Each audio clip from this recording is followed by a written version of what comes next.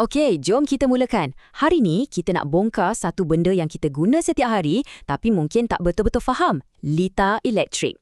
Kita akan tengok dua jenis utama yang ada, litar bersiri dan litar selari. Anda pernah tak tengah mamai-mamai pagi, tekan suis lampu dan klik, bilik terus terang.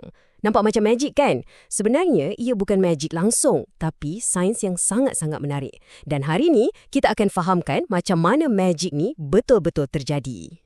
Baiklah, kita mulakan dengan yang paling asas sekali. Sebelum kita boleh bandingkan litar siri dengan litar selari, kita kena faham dulu apa benda sebenarnya litar elektrik ni. Ringkasnya macam ni. Litar elektrik tu, bayangkan ia macam satu trek lumba yang lengkap untuk arus elektrik. Selagi trek tu tak ada lubang atau tak putus kat mana-mana, arus elektrik boleh berlari dengan lancar dari titik permulaan sampailah ke garisan penamat dan pusing balik. Dan untuk bina trek lumba ni, kita perlukan 4 benda wajib. Pertama, mesti ada sumber tenaga macam bateri. Inilah yang bagi enjin tu kuasa. Kedua, wayar penyambung yang jadi trek tu sendiri. Ketiga, kita perlukan beban, contohnya mentol. Inilah sebab kita buat litar ni pun. Dan akhir sekali, suis yang bertindak macam pegawai pelepas. Dialah yang tentukan perlumbaan tu mula atau berhenti. Tengok gambar ni. Bila suis kita on atau kita tutup, laluan tu jadi lengkap. Terus arus elektrik mengalir dari bateri, lalu kat wayar, hidupkan mentol dan patah balik ke bateri. Ia satu kitaran yang sempurna. Tapi, kalau just suis tu kita buka, klik, laluan terputus dan mentol pun padam. Senang kan? Okey, sekarang kita dah faham asasnya. Jom kita kenal jenis litar yang pertama. Memperkenalkan litar bersiri. Kalau nak senang ingat, fikirkan ia sebagai satu rantai. Tapi sebelum tu, cuba tengok perbandingan ni sekejap. Sebelah kiri, litar bersiri. Nampak tak mentol tu disusun sebaris? Macam gerabak kereta api. Sebelah kanan pula, litar selari. Mentol-mentol dia ada dekat cabang masing-masing. Perbezaan susunan inilah yang mengubah segalanya. Jadi, apa yang istimewa sangat pasal litar bersiri ni? Senang je. Semua komponen dia, tak kisahlah mentol ke apa, disambung dari hujung ke hujung dalam satu barisan. Betul-betul macam kita susun manik untuk buat seutas rantai. Dan inilah perkara paling penting untuk kita ingat pasal litar bersiri. Hanya ada satu je laluan untuk arus elektrik lalu.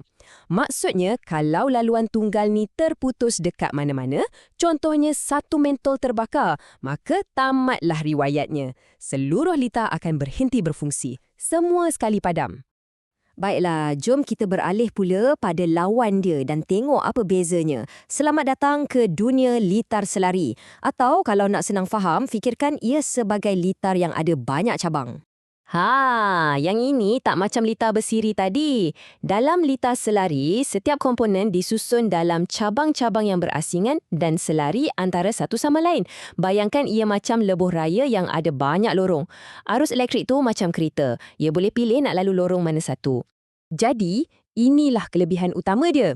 Litar selari ni ada lebih dari satu laluan untuk arus. Apa maknanya? Maknanya, kalau satu lorong ada masalah, katalah satu mentol terbakar, arus elektrik masih boleh lalu ikut lorong lain. Mentol-mentol yang lain relax je, terus menyala, macam tak ada apa-apa berlaku. Okey, jom kita simpulkan cepat. Sebelah kiri, litar bersiri. Satu laluan je, macam lantai. Satu putus, semua gelap. Sebelah kanan, litar selari, banyak laluan, macam cabang-cabang pokok. Satu cabang rosak, cabang lain masih hidup. Nampak kan? Dua reka bentuk yang fungsinya sangat berbeza.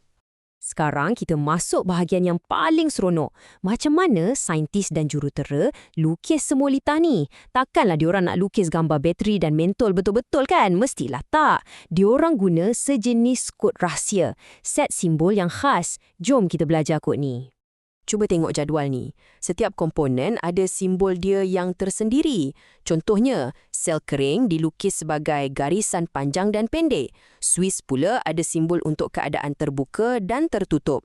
Dan mentol senang je, bulatan dengan pangkah di tengah. Inilah macam ABC dalam bahasa elektrik. Jadi, kenapa nak susah-susah guna simbol? Sebabnya, macam yang disebut kat sini, ia buat lakaran tu jadi jauh lebih senang nak faham. Sambungan antara komponen pun nampak lebih jelas.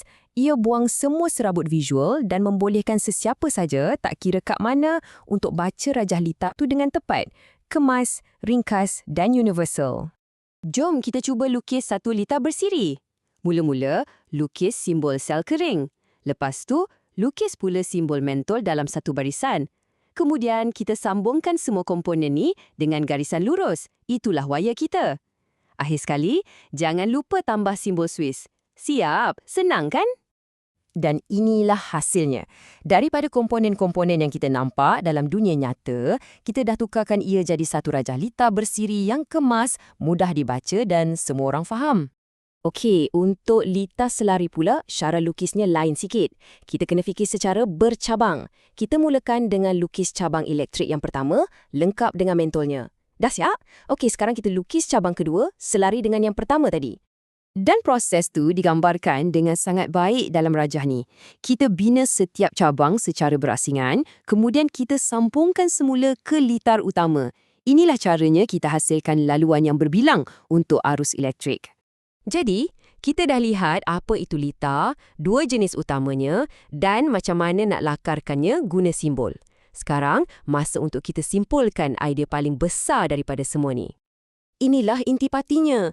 Cara litar tu direka bentuk, sama ada ia ada satu laluan atau banyak laluan, itulah yang menentukan 100% cara ia akan berfungsi. Pemilihan antara siri dengan selari ni bukan soal cantik ke tak, tapi ia adalah soal fungsi, keselamatan dan kecekapan. Sebagai penutup, saya nak tinggalkan anda dengan satu soalan untuk difikirkan. Cuba tengok sistem pendawaian elektrik di rumah anda. Lampu-lampu, soket-soket, adakah ia disambung secara bersiri atau selari?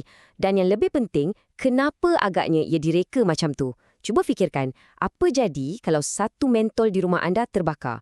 Jawapannya ada di situ dan ia pasti akan menerangi pemahaman anda.